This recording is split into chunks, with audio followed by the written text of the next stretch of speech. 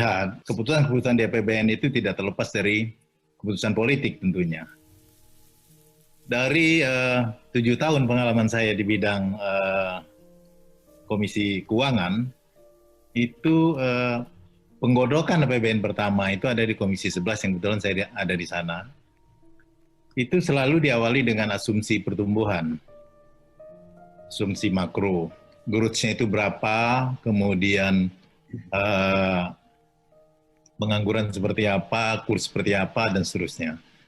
Dan pengalaman saya, itu fakta, itu tidak pernah asumsi makro itu tercapai. Tidak pernah. Pada kondisi normal saja, itu tidak pernah tercapai. Sering terjadi perdebatan yang sangat sengit antara kami di DPR dengan eksekutif di pemerintah. Itu memerlukan waktu yang panjang untuk mencapai satu keputusan. Tentu ada yang diinginkan oleh pemerintah, bahwa dengan pertumbuhan yang tinggi tentu harapannya itu dapat mengakselerasi pengangguran agar lebih cepat bisa menekan pengangguran. Namun faktanya selalu saja itu pertumbuhan yang disampaikan oleh pemerintah ujungnya itu ditutupi dari hutang. Jadi saya berkali-kali menyampaikan ke pemerintah, ini Prof. Didi paham sekali itu bahwa karena kita suaranya tidak besar di parlemen, sering kita sampaikan bahwa ini pertumbuhan yang disampaikan ke kita dan nanti implementasinya itu ditutup dari hutang. Karena apa? Penerimaan selalu tidak tercapai. Tadi disampaikan juga dengan Pak Fuad bahwa penerimaan kita itu jauh dari harapan, dan sehingga gap-nya itu ditutup dari hutang. Itu dalam kondisi normal. Nah, kejadian 2019 yang disampaikan Prof. Didi tadi itu sangat menarik. Memang direncanakan dalam perjalanan tersebut di tahun berikutnya itu akan turun hutang dari 800-900-an triliun tersebut menjadi 600-an. Tapi faktanya tidak terjadi karena ada satu hal yang berkaitan dengan pandemi ini.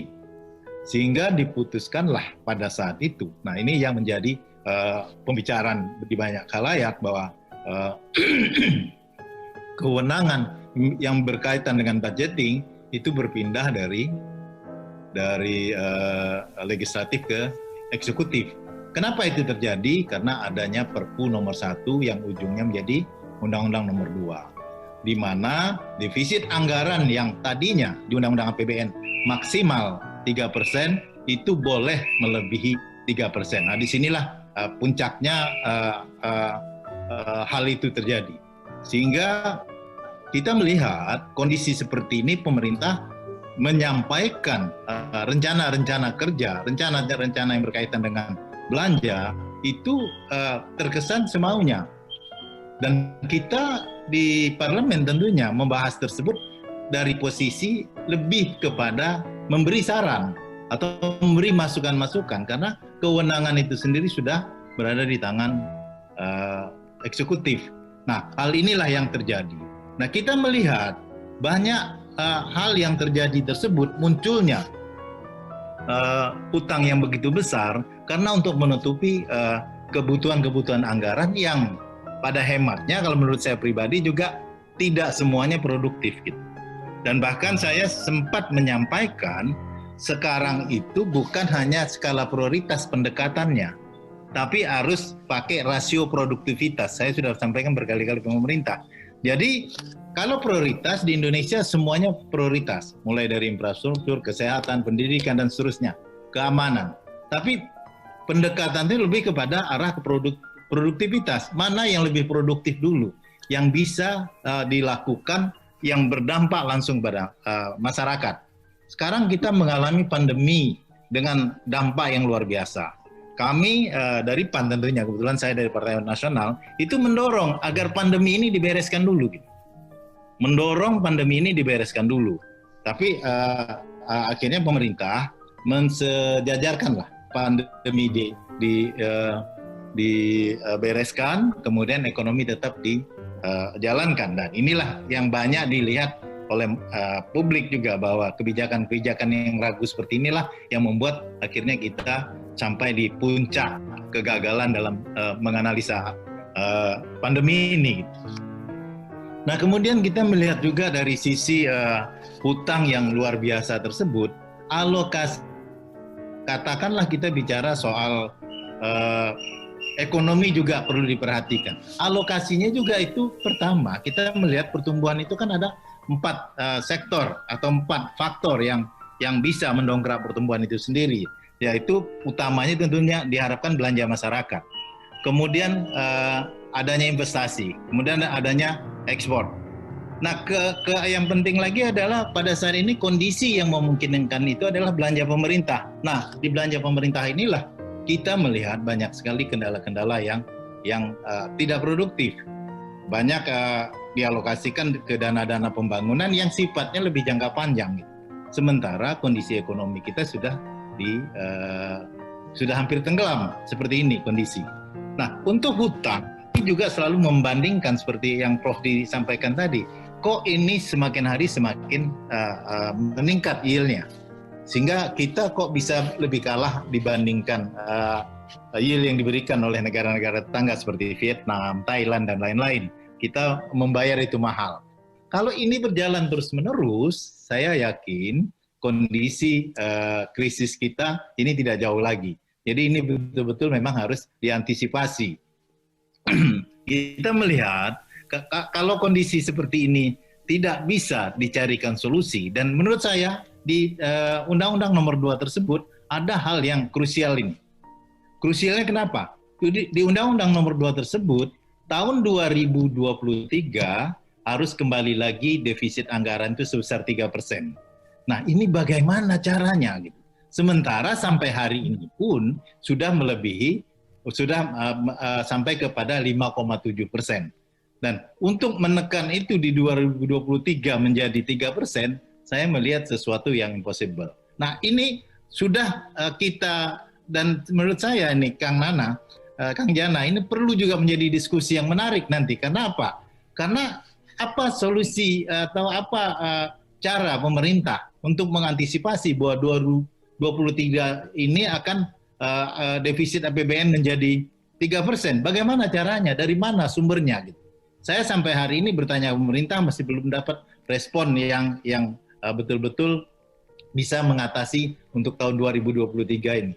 Ingat, relaksasi terhadap perbankan yang dilakukan oleh OJK itu memang membantu usaha-usaha untuk menunda sampai pada saatnya nanti kondisinya itu bisa mampu membayar kembali. Tentu ini baik dalam konteks memberi keleluasan atau kelonggaran kepada para pengusaha. Namun ini akan menjadi bom waktu pada saat 2023 nanti, karena dana-dana yang tadi dari pinjaman untuk didistribusikan kepada insentif, berbagai insentif termasuk kepada relaksasi perbankan tadi, ini kan akan harus dikembalikan pada saatnya.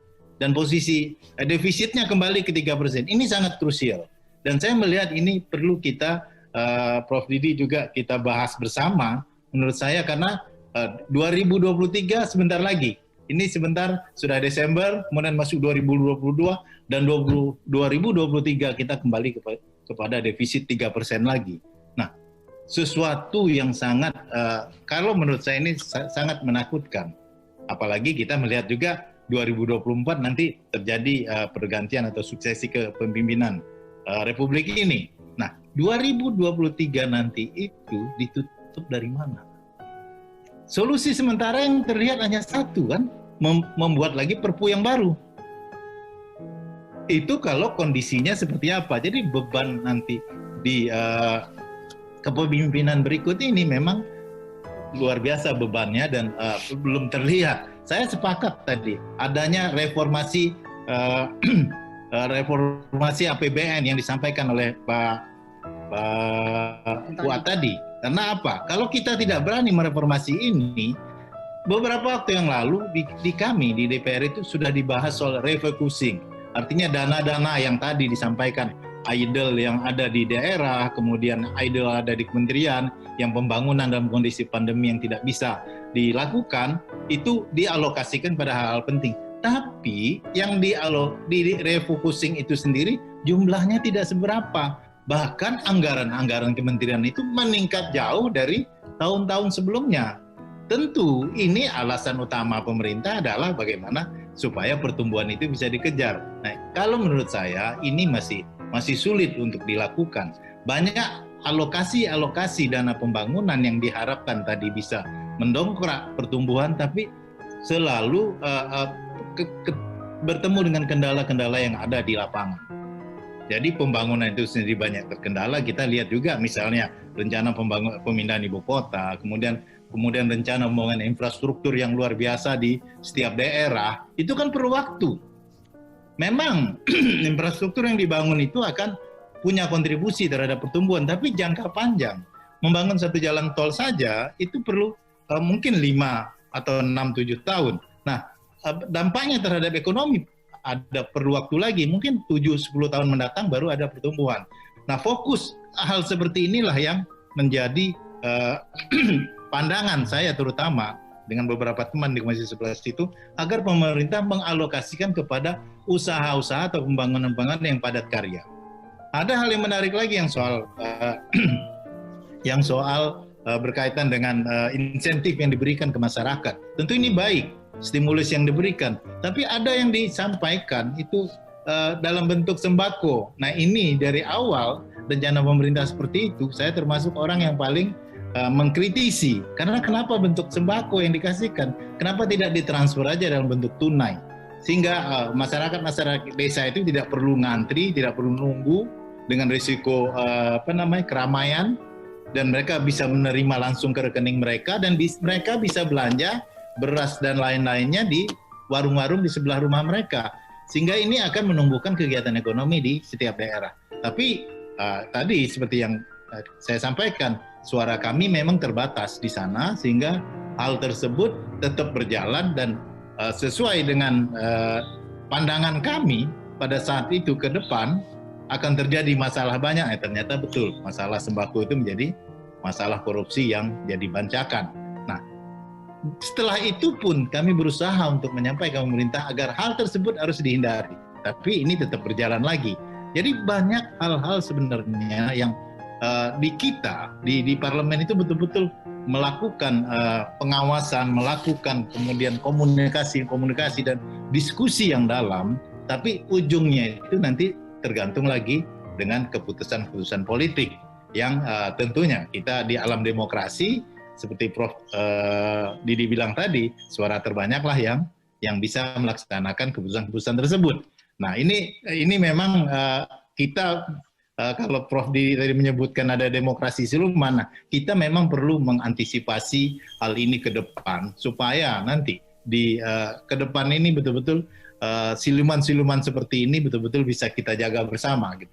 Tentu keterlibatan Bapak dan Ibu yang ada di forum guru besar ini, saya melihat sangat penting bagi kami ya yang menjadi corong Bapak Ibu di parlemen untuk mengawasi pemerintah ini.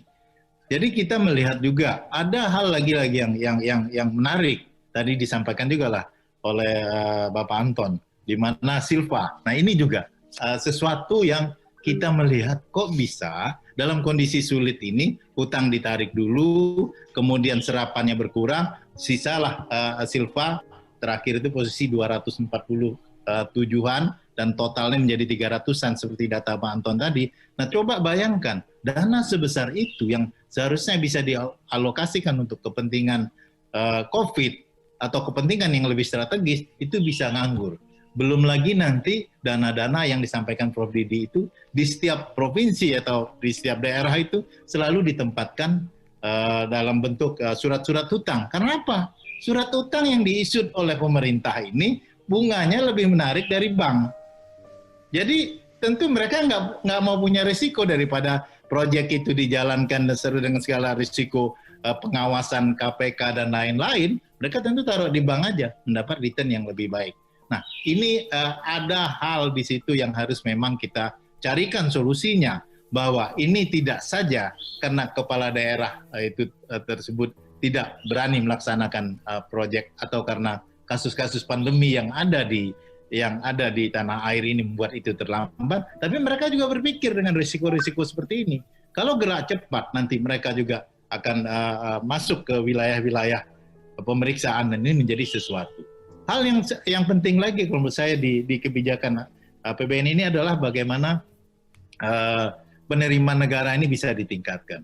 Nah, ini juga saya melihat terjadi paradoks. Karena apa? Pada saat negara sedang dalam tanda petik memperhatikan rakyatnya dengan memberikan insentif, stimulus dan sebagainya, tapi satu sisi ada dua undang-undang yang sedang diusulkan oleh pemerintah sekarang untuk dibahas di DPR, yang kebetulan di komisi kita, di komisi 11, yaitu ada pertama adalah undang-undang yang berkaitan harmonisasi keuangan antara pusat dan daerah. Nah, ini juga bisa kalau nanti hasil undang-undang tersebut atau usulan undang-undang tersebut tidak sinkron dengan semua provinsi atau kabupaten kota yang ada di Indonesia ini tidak cocok, itu kan menjadi sesuatu nanti yang perbedaan pandangan membuat antara pusat dan daerah semakin jauh.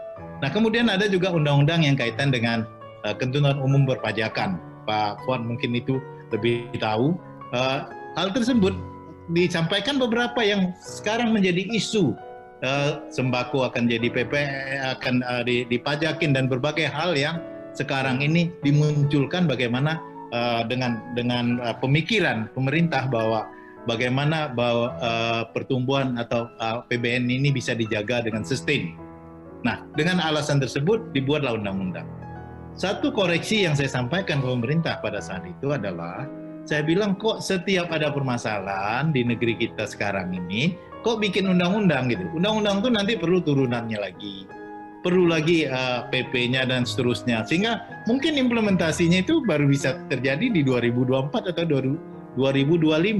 Satu undang-undang yang saya mau kasih contoh juga tentang penerimaan itu adalah PNBP, yang kita sudah ketok itu di 2015. Sampai sekarang itu belum bisa jalan. Nah, bayangkan berapa tahun nih, 2021 sekarang.